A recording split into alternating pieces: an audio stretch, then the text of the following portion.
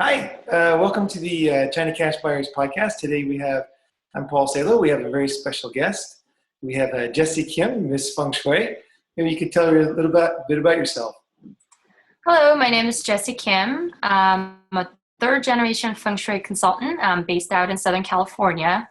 I work mainly with a lot of the home builders out in Southern California, as well as all across the world. What else? Let's see. I've been doing this for about 15 years, and I grew up with it all my life because of my grandmother and my mother were all Feng Shui consultants, and I thought I was going to be a dentist. And then the family business sucked me back in. So here I am. You got roped into it by the family. Yes, I did. I couldn't stay away. When people start asking you questions, I couldn't keep my mouth closed. So here I am. You know, that's great, because to learn something like Feng Shui, really to put it into perspective for not only for different levels of people, right? Everybody knows a little bit about Feng Shui, or they know almost nothing, or they know a lot, right? So to be able to balance all that, you really need that extra oomph. And that's why I thought you'd be great for the show. You have such a depth of knowledge. So yeah, super cool, super cool. So what would we call Feng Shui to people who don't know anything? What do we define it as? So Feng Shui, simply put it, is how do you feel in certain space? You know, when you walk into someone's home or when you walk into someone's office, what's the feeling that you get? Is this a space that you want to be in for a long time, or is this a space that you would like to just say hi and just leave? So it's all about creating a space that people want to stay and feel welcomed and feel comfortable in. So that's actually being a good Feng Shui home or an office or a business, whatever it may be, that you want to be able to welcome people and they want to stay as long as possible. So you consider Feng Shui basically to be how you feel about the space? Yes. It's not, well, it is a fancy word if you don't understand it, but it's nothing, there's nothing religious behind it. It's all about how do you feel in the space, and it's all how about energy flowing into your space. The energy could be as simple as how the air flows in your space. Feng Shui literally means air and water. So how would the air flow in your space? How would the waters flow in your space, so to speak? It's about how the water or streetway flows in front of your house, or how the traffic flows around your neighborhood and around your house.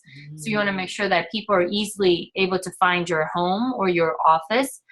So that's how the Feng Shui is based off of. How would a wind flow blow, or how would the water flow throughout your home, so to speak? Not actual water, but if people was water, because water and air are the two main things that people need to survive. So they wanted to, they or us, or the Feng Shui principle is all about how would the life source get into your house or your space. So you want to make sure that energy flows into your space and it doesn't get blocked or it doesn't flow back out. Or how do you attract that good energy into your house so you could get full night rest? How do you function better? How do you rest so that your body is actually healthier? So because without a healthy body, you cannot focus on your work, and if you don't focus on your work, then you can't make the money. Then that affects your family relations as well as everything else around it. So it's all about creating balance in your home. Okay, now what would you say, this is a tough question, but what percentage of Feng Shui do you think is like basic good design principles, right? So you have Swedish design, you have Finnish design, you have Japanese design, you have different types of design that are very nice and they feel very comfortable. Mm-hmm. They feel, by that definition, they would be comfortable spaces. At least I feel they're comfortable, right? And what would you say, because I think a lot of the people watching this are real estate agents, so they're thinking like, I guess a lot of people are a little bit afraid of Feng Shui, like maybe they know what's comfortable, right? They know what they like in their house and things like that, but maybe they're afraid that if they don't set things up right or pick the right houses, then Chinese people won't buy them, right? Because they're concerned about Feng Shui. So how much do you think is basically intuitive if you know design? And then how much is totally like Chinese, where it just doesn't come, it doesn't come from anywhere else. It just totally uniquely original feng shui stuff? What would you say is like not so good design, then the more like cultural things that you wouldn't think of normally? So there are different schools of feng shui. So obviously, with mainland China, there are a lot of the feng shui has been passed down by generation after generation through grandparents or aunts and uncles telling them what not to do, but they never grew up with how do you fix those problems. So that's why it's a lot of it is fear based in that sense, that people are just if the front door and the back door lines up, it's the end of the world. You're never gonna buy that house because it's the end of. They basically believe that everything's going to drain out and your health is going to deteriorate, your money's going to drain out, and you can't fix it. But for, like you were saying, what is a good design standpoint of view, depending on what your space is like, if it feels comfortable and attracts the right type of people, then that's creating good feng shui. So just because you're living in Southern California, that doesn't mean that your entire house has to be feng shuied by Chinese trinkets or dragons. And well, I have a dragon behind me, but that's a different story because my mother painted it. But other than that, you don't have to have those stuff to create good feng shui. It has to work for your space. So just because somebody told you that the statue of a tiger was a good thing, that doesn't mean that you should place that in the middle of your house or in front of, in your bedroom. There's always places for things and, time for things. It all goes with, what works for you. It may work for somebody to have a giant water fountain in front of your house, but if your place does not have that space for it, that doesn't mean that you should. You have a big water fountain out here, actually. You do. So you have landscape, you have enough front yard for it, but people who's living in an apartment or, who has an office space, having a big water fountain in front might not be the most optimal, or you just can't do it because of space wise. So instead of trying to squeeze it in, there's so many more modern options these days, like a painting or even a mirror. Because back in the days, the mirrors and crystals were the big feng shui items to have because it was more expensive to acquire those things. But nowadays, we could get mirrors in so many different shapes and sizes that it's so functional for us to grab at any store. And then you could use that as a water element. So you can still incorporate, modern design into your space to have good feng shui. Okay. I'm a little bit afraid we're losing the people that don't know anything about feng shui. Basically, most of the people listening are real estate agents, and they're selling listings. But they're concerned about two things. They're thinking like, which houses should I pick so that I get the good feng shui ones, the good listings, right, to sell. And the other one they're thinking is, okay, I have this listing already. How can I do something simple and kind of feng shui it out? What would be some practical things, let's say, for choosing listings? Like listings. You're near Irvine, you're in Lake Forest, so the kind of the housing down there. In those housing down there, what would you say are key things that would be like no-nos, good things that people could choose for the right? If you are looking for a listing or for a home that is good feng shui, so the bad feng shui homes are the houses that are at the end of the cul-de-sac or at a T intersection, that your front door faces the T intersection, or some of the certain corner lots are actually considered to be a bad feng shui as well. So those are the main things that people would be looking at. So as soon as they Google Earth it and then they see that it's a T intersection, that'll be the very first thing that they will see. T intersection, cul-de-sac are the main ones. Corner. Yes, sometimes certain corners. And then the main thing will be the interior wise, your front door and back door lining up. That'd be one of the worst things to have. Sure. Your staircase coming straight at you in the front door. That'd be another thing. Or even from that drains the energy when the staircase is coming towards the front door. Yeah, so if you're thinking about how the energy flows like a water that likes to go from the highest point to the lowest point. Yeah. So when you have a staircase, all the energy is being drained out to the front door, in this case, if it's facing the front door. So it's hard to push water up, right? So it's hard to push the energy back up. So when it's already rushing out to the front door, it just makes the work hard, more work for you to have to push that energy up, so to speak. So we want to be able to maintain the energy within the house and then not having it rushing out to the back door or just coming straight back into the front door. So if you have those listings, that might be the one of those homes that you might want to stay away from showing it to Feng Shui aware buyers. Okay. Because as soon as they walk in, they'll be like, oh, no, walk out. Right. Or they could maybe prepare them for it. They could say something like, well, there is a stairway to the front door. Mm-hmm. Let me tell you why I want to show you this one. Yes. It's undervalued, it's in a good school district, or these other things. And then maybe they can think about changing it later. Yeah, so if, the buyer is flexible, then yeah, that is something that you would like to bring up. It's like everything else is great, but there is room for you to move the staircase if they're willing to do any remodeling or any kind of Feng Shui remedies to fix those issues. Right. But good Feng Shui home is less remedy that you have to do to fix the bad Feng Shui, the better the home is. So if everything else works out correctly, everything else looks great, but if it's just that, stairway, if there is room to be fixed, rotate the staircase or whatever it is, then maybe that is something is worth looking at. But okay. Yeah. Basically try to pick the best ones to start with. So you don't have to do the fixing. That would be easier, obviously. It would be a perfect Feng Shui world. All the homes will have a great layout, back up to a nice hill, and the toilets will be out of sight. Right. Well, there's more and more like that. People like you helping designers produce, anything from hotels to residences to offices. So there is more, and Chinese buyers getting more important on the world stage. That there's more and more people designing things Feng Shui-wise. Okay. Let's see. So many things to think about. I really, Feng Shui, what really drives me insane is living in China for so long and also Japan, Feng Shui is a big deal. And I get all these amateur Feng Shui people come up to me all the time, and they'll contradict each other. One person will say one thing very authoritatively, right? And then somebody else will say something totally different.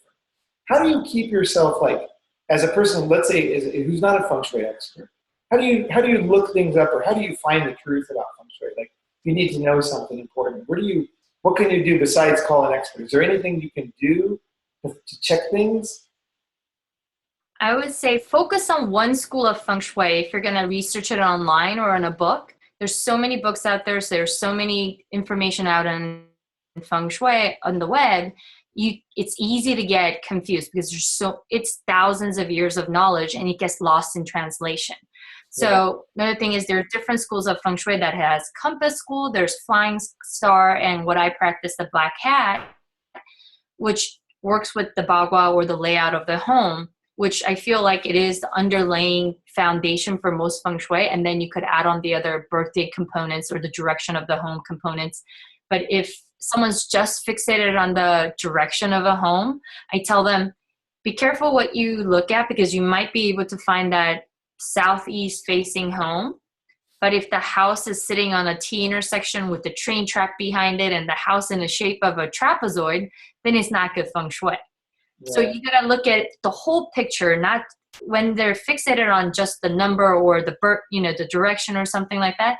I say that they're focusing on just like an ice cube on top of an iceberg, because there's so much more to Feng Shui than just looking at one thing.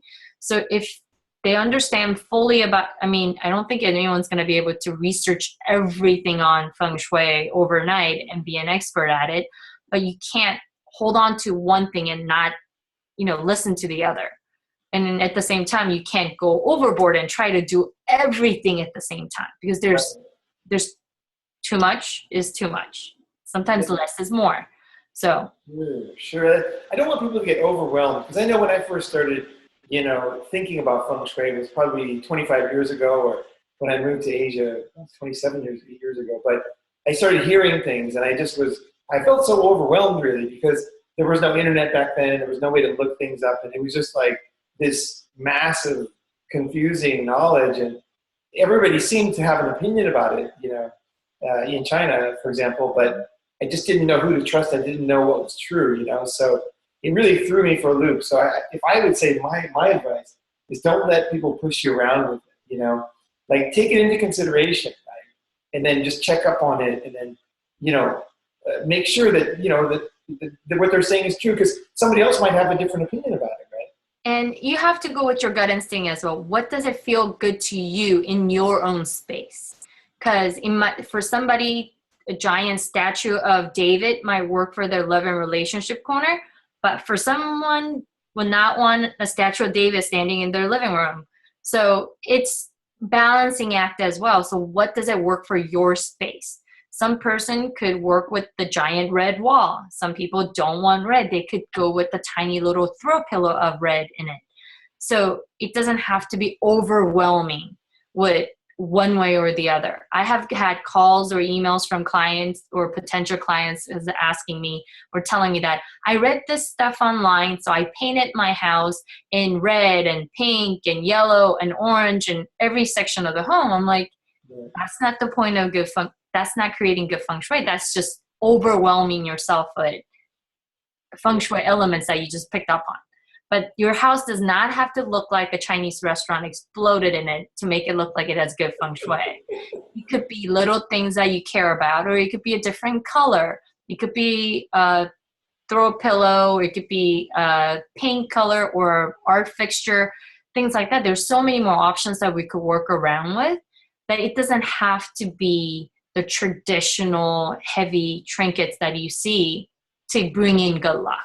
Because even if you were to have all those trinkets around you, if your home is cluttered, then it's already bad feng shui.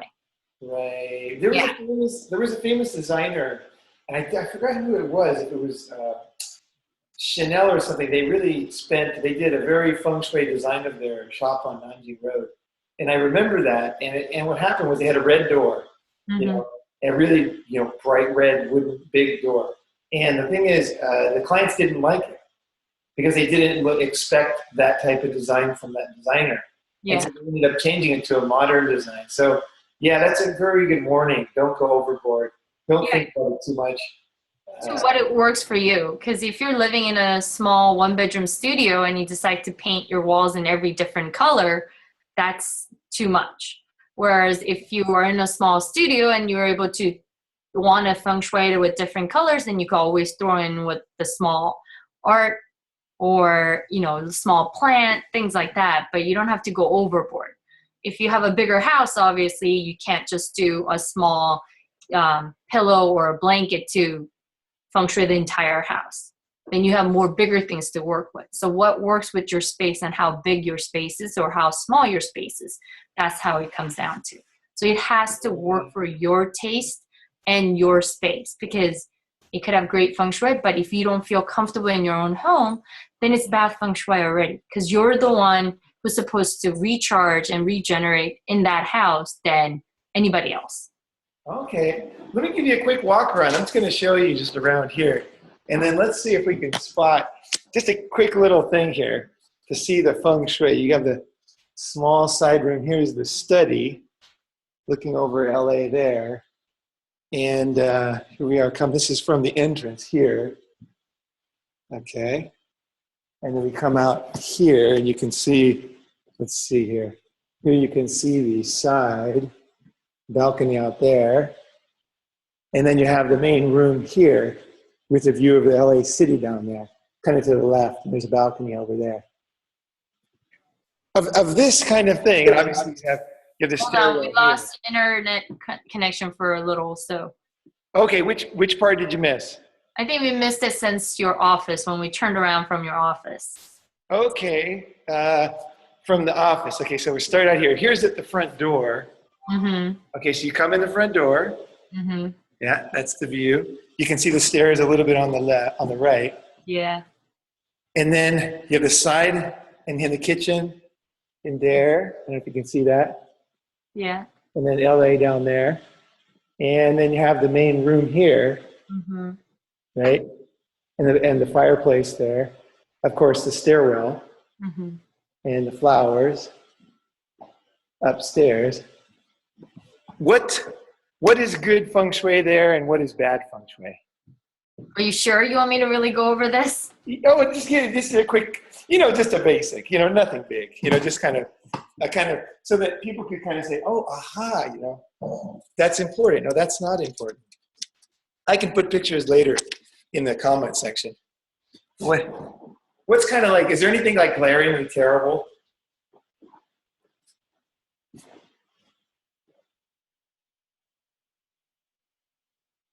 Okay. Okay. Is there anything like glaringly terrible there? Well, I don't know about terrible because it works for your space, but generally speaking, when you open up your front door with those steps going down, Yeah. so it's seen as all the energy is draining down, so it's harder to even push the energy back up. And then your front door, it seems like it faces all the way to the back window, but then the space is big enough that you have the table and the chair and then another table other side. So you're creating roadblocks, so to speak, for the energy to work around. So it's not completely draining out of it. So if you have big enough space, that's great. Whereas other people have, 6 feet of space that they can't work with. It's the front door and back door, and you have to take the stairs upstairs. So, what works for your space? For me, I would like to see a little bit more color to attract the eye than having it so white and everything just very clean. It is good, but at the same time, you want to be able to attract the eye to one point to another, and then what feels more alive to you then, yeah. Okay. What color would you add? If you were, I would add a little bit more brighter colors than white flowers. The white flowers are generally looked at as being a funeral flower. Sure. So more in the pinks, so the reds, the orange.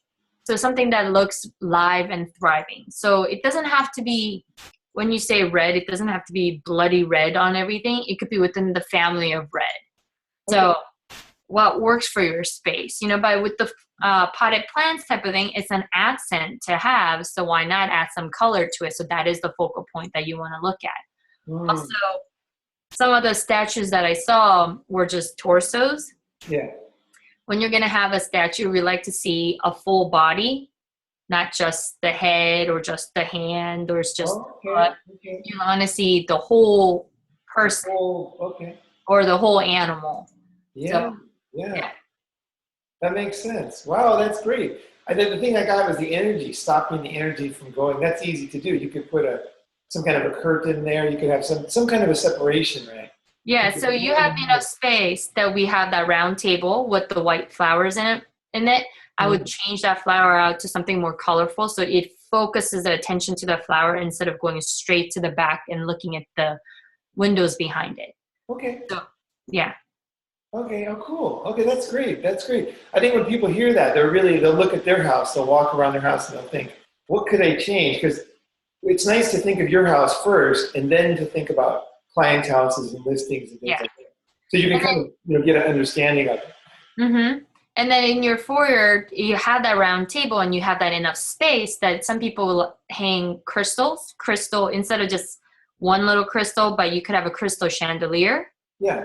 That reflects all the light. So that's once again seen as exciting the energy instead of just focusing onto the back window.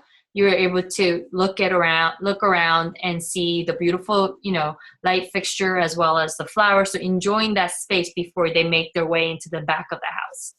Okay. Super cool. Great. It's all about directing their attention, through the house instead of having it go straight out to the back.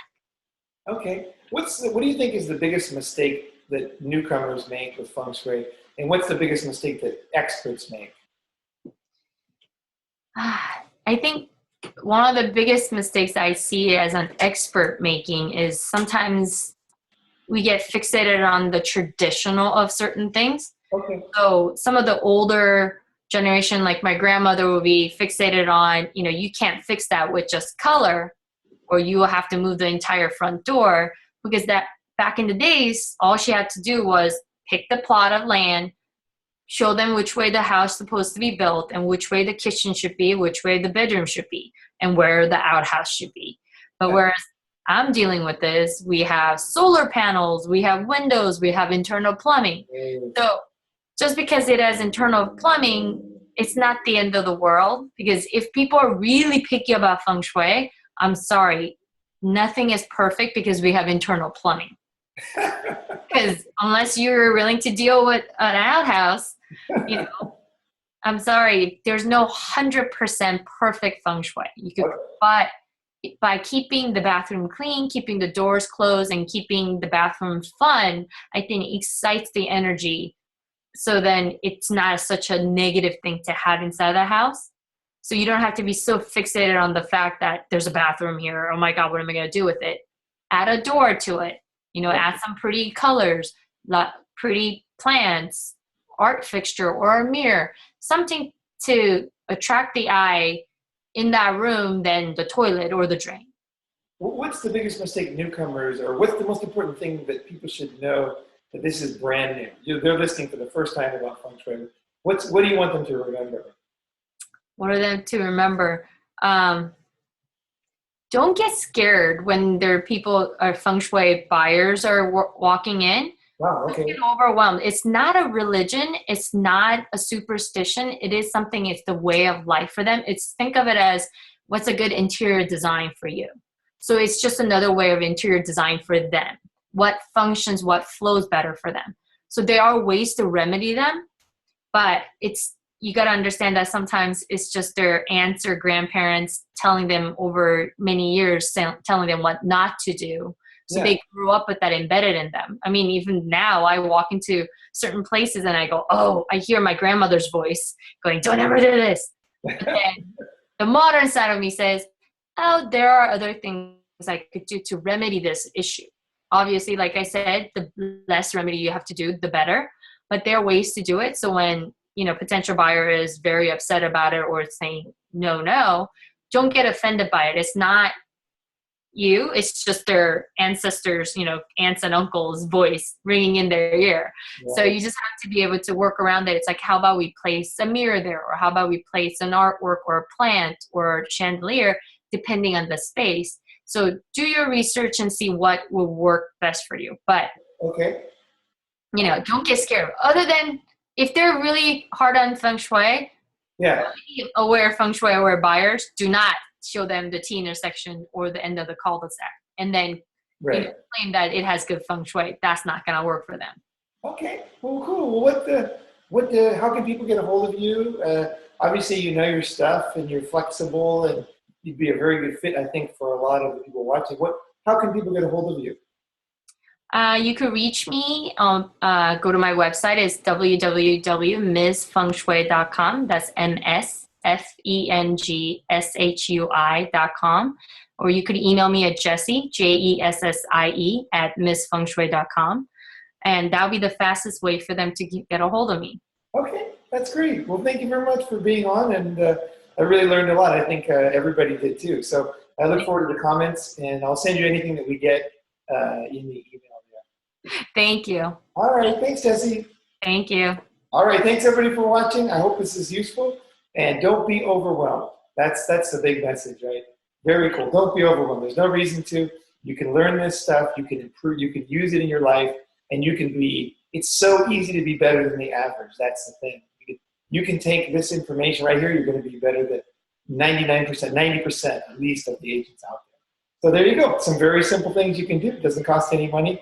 But if you need some professional help, talk to Jessie Kim. She's got her email, jessie@msfengshui.com, and I'm sure she'll be glad to help you. Okay, thanks for watching.